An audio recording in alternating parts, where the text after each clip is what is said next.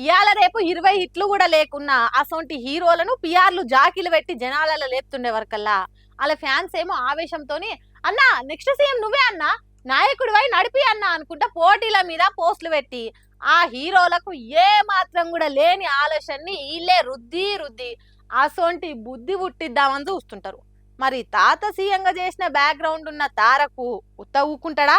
Politics లో దిగి సీదా సీఎం అయ్యే ఆలోచనలుండా అని నొస్తున్న ముచ్చట్లేదో ఈ వార్త మరి చూసేది. రాజకీయము సినిమా కవల పిల్లల అసోంటి అని చెప్తారు. మన తాన ఎన్టీఆర్ కేలి ఇప్పటి పవన్ కళ్యాణ్ దాకా, తమిళనాడులో ఎంజీఆర్ జయలలిత కాంచి ఇప్పటి విజయ్ దాకా ఆ ముచ్చట తరాల సంధి తప్పకుండా నిజమే అవుతున్నది. ఇక నిన్నయాల దళపతి విజయ్ తమిళనాడులో కొత్తగా పార్టీ పెట్టి ఫస్ట్ పోటీ చేసిన ఎలక్షన్లనే గెలిచి సీదా సీఎం సీట్లో కూర్చునే వరకలా తెలుగు సినిమా ఇండస్ట్రీలో కూడా అంత క్రేజు పబ్లిక్ ల ఫాలోయింగ్ ఉన్న హీరో ఎవరు అని ఎందరు మాట్లాడుకున్నా ఇనొస్తున్న ఒకే ఒక్క పేరు జూనియర్ ఎన్టీఆర్ అయినట. ఇదివరకే టీడీపీ తరపున కాకి డ్రెస్ వేసుకొని మరి కాళ్ళకు బల్పాలు కట్టుకొని ఊరూరు తిరిగి ప్రసారం చేసిండు. ఇక అటెంక తారక్ జోస్ చూస్తుంటే ఆయనతో కొడుకు లోకేశం సీటుకు సూటి పెడతట్టును అనుకోని చంద్రాల్ సారే శకున్ తీరు పాచికలేసి సల్లగా సైడ్ చేసిండని మస్తుగా రాసుకొచ్చి అప్పట్ల. దాంతో జూనియర్ ఎన్టీఆర్ ఫ్యాన్స్ అంతా ఓ సైడు, నారా నందమూరి ఫాలోవర్లంతా ఓ సైడ్ అన్నట్టే మారిపోయింది. అటెంక నాయన నందమూరి హరికృష్ణ జీవిడిచినాక తారక్ పురాగా ఒంటరైపోయిండు. 2 ఏళ్ల కింద రామారావు వర్ధంతప్పుడు ఎన్టీఆర్ ఘాటు ముంగట ఈ జూనియర్ ఎన్టీఆర్ ఫోటోలతోనే తారక్ ఫ్యాన్స్ ఫ్లెక్సీలు పెట్టే వరకలా బాలే చూసి బాగా గరమై పీక్ పారే రెమ్మటే అని అనుకుంటే సీరియస్ అయిండు. దాంతో నందమూరి ఫ్యామిలీకి తారక్ పురాగా వర్తలేదన్న వార్తలకు ఇంకింత బలం వచ్చినట్టు అయింది. మీదికెళ్ళి ఏపీ ఎలక్షన్లకు ముందు చంద్రబాబు జైల్లో పడ్డప్పుడు అందరివే కలిసి వచ్చిరు గానీ తారక్ మాత్రం ఒక్కసారి కూడా పోయి చూసాలే. ఆ ముచ్చట మీద ముంగట్టుకొచ్చి మాట్లాడలే. మరి తాతకు దగ్గ మన్మన్ని పార్టీ కోసం పనిచేసినా అని చెప్పుకుంటా ఇటువంటి కష్ట సమయంలో కాన్ రాకుంటే ఏడికి పోయిండు అని పసుపు పార్టీ తెలుగు తమ్ముల బాగు ఫ్యాన్స్ తెగ ఆవేశంతో నూగిపోయారు. ఎవరు ఎన్నన్నా ఫ్యామిలీలో పగబట్టినట్టు ఎంత ఓపెన్ గా కామెంట్లు చేసినా ఎన్టీఆర్ మాత్రం ఎన్నడి ఏమనలే. కానీ ఇంకో దిక్కు మ్యాన్ ఆఫ్ ది మాసెస్ గా ఎన్టీఆర్ కున్న మాస్ ఫాలోయింగ్, పాలిటిక్స్ లో కూడా సపరేట్ కాంటాక్ట్లు, మాట్లాడే టాలెంట్ అన్ని కూడా ఎన్టీఆర్ ను ఏనాటికైనా రాజకీయంగా టాప్ ప్లేస్ లో పెడతాయి అనేది ఎప్పటికీ వస్తూనే ఉన్నది. సాప కింద నీరు లెక్క లోపల ఆ కథ నడుస్తూనే ఉన్నది. ఇవాళ తారక్ బర్త్డే అయ్యే వరకల 7 వచ్చిన ఫ్యాన్స్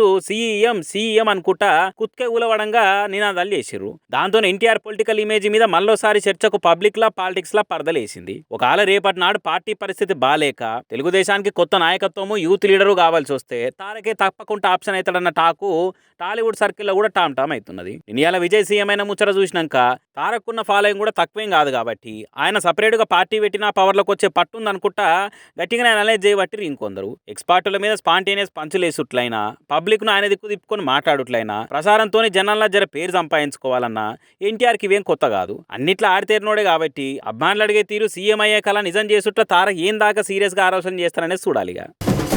లొంగిపోయిండో పోలీసులు అరెస్ట్ చేసాడో ఇంకా క్లారిటీ రాలే గాని బండి భగీరథ్ మొత్తానికి లోపల పడ్డాడు. కానీ కథ ఆడితో ఆగిపోలే కదా, ఎసోంటి శిక్ష పడేటట్టుంది, ఏమేం ప్రూఫ్లు బయటకు వస్తున్నాయి, లాయర్లు ఏమంటుర్రు అనుకుంటా తీరొక్క వార్తలు తిరగబట్టినాయి.